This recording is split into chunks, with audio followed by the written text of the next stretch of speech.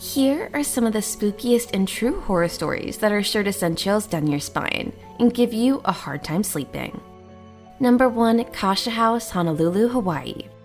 The Kasha House of Kamikuko, located in Honolulu, Hawaii, has been a mysterious place for decades. The first bad press mention hit local papers in the form of an article some months after the 1941 attack on Pearl Harbor. According to the article column, police responded to a call from a woman who kept shouting, "She's trying to kill my children. She's trying to kill my children." When the police arrived at the scene, they found a Hawaiian mom with 3 daughters and 1 son, all being tossed around by nothing but air. About 30 years later, other occupants of the same house and occupants of houses 1 block away from the original spooky house also reported similar attacks by an invisible force, which even police officers corroborated. The 2 most common theories among locals surrounding the source of the attacks are a shape-shifting creature originating from Japanese folklore, known as the Kasha, and the angry spirit of a corpse buried somewhere in the backyard of that house. Though this house has since been torn down and replaced with condos, locals and residents still believe the dark energy still lingers.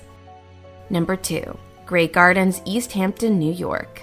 The East Hampton Grand Estate, the Grey Gardens, has a very interesting history, with many positive and negative stories around the name. The land the house now stands on is in the Georgia Beach section of East Hampton, one of the costliest regions in the world. This acre of land was purchased by a wealthy couple way back in 1895, before the house was built around 1900. Around 1913, it was sold to the president of a coal company, whose wife imported ornate concrete walls from space to form an enclosure around the garden. The house was given the name Grey Gardens because of the color of the dunes, the cement walls, and the sea mist. Later, around 1923, the house was sold to Edith Bouvier-Biel and her family. After a series of misfortunes and heavy financial losses, the home fell into a state of disrepair and became overrun by wild cats and raccoons. Because Mrs. Bell, or Big Eddie Bell as she was popularly called, and her family couldn't afford to maintain the mansion on their own, Big Eddie Bell held onto the property until her unfortunate death in 1977. It is believed that her spirit still duels on the grounds of the Great Garden, keeping watch over the house. One of the people who believe such is Sally Quinn, a journalist and author, who purchased the home from the daughter of Big Eddie Bell, and she swears the house is haunted. Number 3. The Lemp Mansion, St. Louis, Missouri. The Lemp Mansion is known as one of the most haunted places in America due to the dreadful history associated with it. The mansion, comprising 33 rooms, was built around the 1860s by William Lemp, a then-successful brewery owner who eventually killed himself in 1904, after Frederick, the youngest of his 4 sons, died. A few years later, his wife died of cancer in the house. Later in 1922, William Lemp Jr. shot himself in the same room William Lemp Sr. killed himself. And then in 1949, Charles Lemp, the 3rd son of William Lemp, shot his dog in the basement of the house and then killed himself in his room. That same year, the house was sold and then transformed into a boarding house, and that is when the stories of haunting began. There were several occasions when occupants experienced burning sensations and heard the slamming of doors. Today, the Lemp Mansion is an inn and restaurant, which holds events regularly. On Sunday nights, the inn hosts a special murder mystery dinner. Number 4. Jean Harlow House, Los Angeles, California.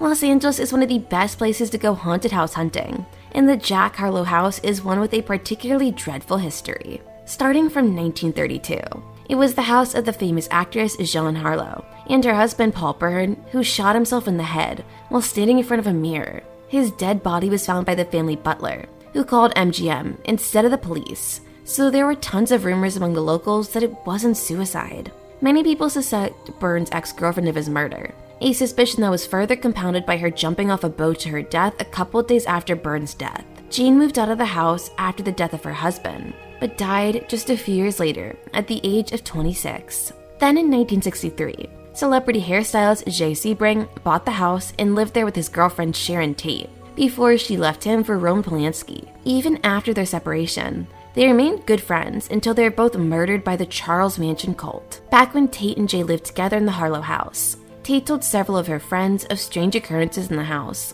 and even mentioned some of it during interviews. For instance, once when she was sleeping alone in the master bedroom, she saw a creepy little man, whom her friends say she believed to be Paul Byrne's ghost. She was so spooked when she saw the supposed ghost that she ran out of the room. She then saw a shadowy corpse with its throat slit hanging in the hallway. There are also stories of 2 other people dying in the swimming pool at the house over the years. Number 5. S.K. Pierce Mansion, Gardner, Massachusetts. There is no shortage of haunted houses in Massachusetts, and the S.K. Pierce Victorian is one of the state's most spooky. The first occupant, Sylvester Pierce, had just started making a fortune from his furniture business when he built the house for himself, his wife Susan, and their son. As a reputable man in the town, he hosted a lot of notable people in his home over the years, including Bette Davis, Norman Rockwell, and President Calvin Coolidge. Just over a week after moving into the new house, Susan fell ill and passed away from a mysterious disease. A year later, Mr. Pierce remarried a woman who was 30 years younger than him called Ellen. She had 2 children for him. Years later, after Mr. Pierce and Ellen had passed away, his sons got into a feud about who gets to inherit the property, as well as the furniture company. But the Great Depression came about and made their choice a little bit easier, since the company became bankrupt. The youngest son, Edward, was given the house, which he turned into a boarding house that became a location of many illicit activities, including the tragic deaths and murders of several occupants according to the locals. As a result of these activities, many guests have reported various haunting incidents, from visions of apparitions and flying objects to pressure drops and disembodied sounds. Number 6. Hotel Monte Vista, Flagstaff, Arizona. The Hotel Monte Vista has been a host to numerous paranormal guests. It was opened as a community hotel in 1927, and it was named after the people who helped raise the funds for its construction. Over the years, the hotel became an underground opium den and became a location for speakeasies and gambling. Today, the hotel is known for the paranormal activity that haunts the halls and some of the rooms. Guests who lodged in room 220, which was the room of the Meat Man, where he was found 3 days after his death, have experienced the TV changing channels on its own, and some have even said they felt cold hands touching them during their sleep. Others reported a phantom bellboy who knocks on doors and announces room service, but when they open the door, no one's there. Lounge staff and patrons and guests have also made reports of a transparent phantom couple dressed in formal attire, who dance eternally in the cocktail lounge.